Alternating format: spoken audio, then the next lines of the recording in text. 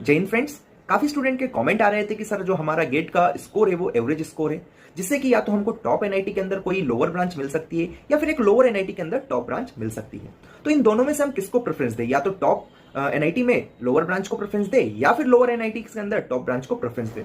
तो काफी बच्चे इस चीज में कंफ्यूज है। तो देखो फ्रेंड्स, इसका जो जवाब है आपके खुद के पास है।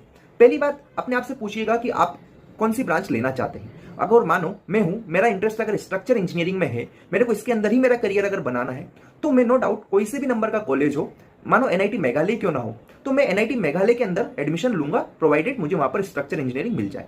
ठीक है, अगर मेरा इंटरेस्ट है और मुझे उसी के अंदर फ्यूचर बनाना है तो। लेकिन अगर मेरा एम अगर है कि मुझे जॉब केवल चाहिए, कोई सी भी जॉब हो, आईटी की जॉब हो, मैनेजमेंट की हो, सेल्स की हो, कुछ भी हो, तो मैं इस कंडीशन में क्या करूंगा, मेरा एक गेट स्कोर जो कि एवरेज है, जिससे कि मुझे एनआईटी वारंगल की जो लोअर ब्रांचेस है, जैसे सिविल की अगर बात करें तो मानो रिमोट सेंसिंग हो गया, वेस्ट मैनेजमेंट हो गया, या फिर मैं बोलूं यहाँ से कोई डब्ल्यूआरई ब्रांच हो गया, तो जो भी ब्रांच मुझे मिल जाएगी उसमें मैं एडमिशन ले लूंगा। क्योंकि एनआईटी वारंगल एक तो है टॉप इंस्टीट्यूट, दूसरा वो मुझे अलाउ करता है हर एक कंपनी के प्लेसमेंट में बैठने का, जो कि हमारे लोअर एनआईटीज में ऐसा नहीं होता है। अगर आप सिविल के बच्चे, तो आपको बहुत कम चांसेस है या बहुत कम कंपनीज ऐसी होती है जो कि आईटी कंपनीज होती है जो कि आपको एलिजिबल करती है उनके प्लेसमेंट के लिए। लेकिन जो हमारे टॉप एनआईटीज होते हैं, इसके अंदर इररिस्पेक्टिव ऑफ ब्रांच, आप जो आईटी सॉफ्टवेयर कंपनीज होती है उसके अंदर प्लेसमेंट में बैठ सकते हैं, आप एलिजिबल होते हैं। तो अगर आपके पास कैलिबर है तो आप वहां पर जो प्लेसमेंट होता है उसको क्रैक कर सकते हैं। साथ में फ्रेंड्स, जो टॉप एनआईटीज होता है उनका नाम काफी ज्यादा होता है, तो वहां पर जो नंबर ऑफ कंपनीज रिक्रूटमेंट के लिए आती है वो भी काफी ज्यादा होती है। इसकी वजह से वहां पर के जो स्टूडेंट होते हैं उनके पास अपॉर्चुनिटी काफी ज्यादा हो जाती है as compare to lower NIT से।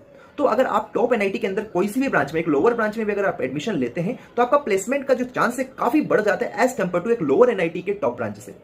ठीक है, तो सबसे पहले दो सवाल अपने आप से कीजिएगा। अगर आपको प्लेसमेंट को ध्यान में रखना है तो आप जो टॉप एनआईटी है उसके अंदर लोअर ब्रांच को प्रेफरेंस दे सकते हैं। लेकिन अगर आपको फ्यूचर में रिसर्च करना है, खुद का कुछ अच्छा करना है, स्टार्टअप कुछ करना है, मानो कोई कंसल्टेंट बनना चाहता है, स्ट्रक्चर कंसल्टेंट, तो उसको फिर स्ट्रक्चर इंजीनियरिंग में मास्टर्स करना पड़ेगा, या फिर कोई पीएचडी करना चाहता है तो उसके लिए स्ट्रक्चर इंजीनियरिंग बेस्ट है, भले वो कोई से भी कॉलेज से हो। तो ये दोनों सवाल आप पूछ लीजिएगा अपने आप से, इसके अकॉर्डिंग आप प्रेफरेंस दे सकते हैं। तो आई होप मैंने यहाँ पर आपको क्लियर किया है कि टॉप एनआईटी लोअर ब्रांच या लोअर एनआईटी टॉप ब्रांच क्या डिसाइड करना है, ये अब आपके ऊपर है। So thank you for watching this video.